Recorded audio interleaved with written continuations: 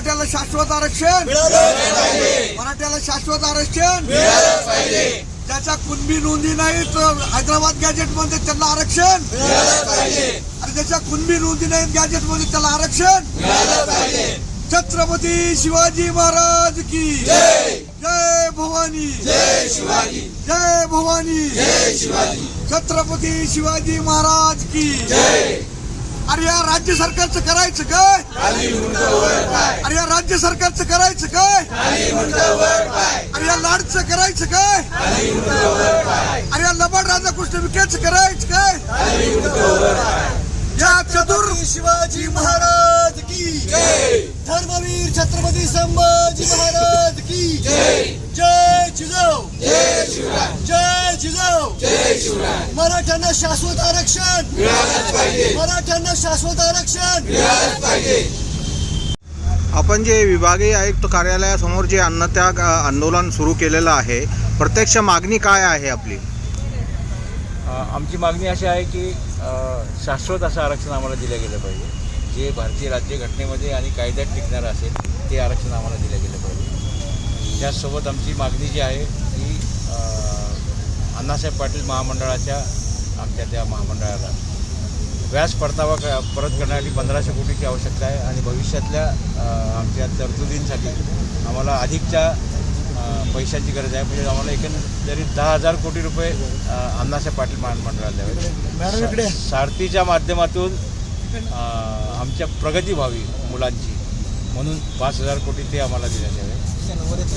त्याचप्रमाणे आमच्या ज्या प्रलंबित गुन्हे वापस घेण्याचं शासनाने मान्य केलं होतं, त्याचा GR पण काढला होता, त्या GRची अंमलबजावणी करावी। त्याचप्रमाणे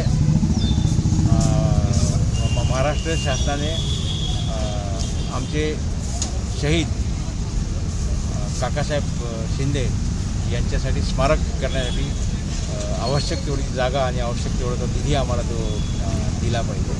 आणि त्याचप्रमाणे आमच्या ज्या तरुणांच्या नियुक्त्या आणि निवड त्यांची झालेली आहे परंतु नियुक्तीपत्र अद्याप दिलेलं नाही आहे, त्या तरुणांना त्यांनी ज्या दिवशी अर्ज दिला होता त्या दिवशीची तारीख ग्राह्य धरून त्यांचे नियुक्तीपत्र त्यांना देण्यात यावे।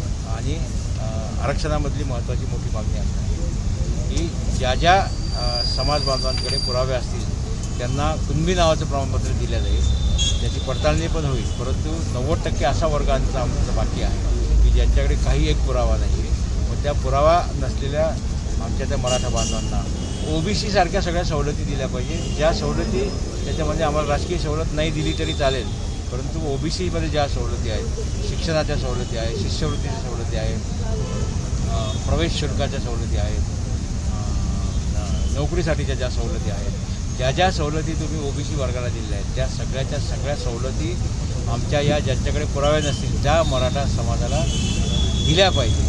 आणि अशा पद्धतीचं हे अन्नत्याग आंदोलन आहे।